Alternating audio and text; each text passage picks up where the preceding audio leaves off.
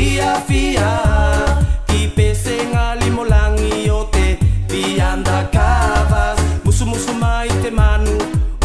Tuvalu Tenei toku fatu manava e moe iako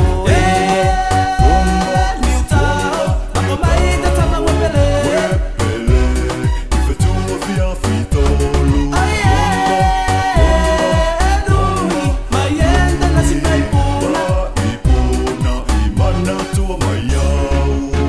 Aumai Osaka Manu Tuvalu koe ke Aumai la ke na ki Faihouloto lovely island o toku whenua Tuvalu Mai tumo saka mai ta tama tolise iani pule lua Nufataru saka mai ta tama tasi tasi I whea mai mo te a Pakalomo Manu Tuvalu whakapes Tenei tau asota Uepele Ko paulo te Faihouloto do your best Kai tau tūsang and let God do the rest Tu mai ki lunga ta fakafiafia Ka whakatamala ia koe mapakia Get up o sau tau whenua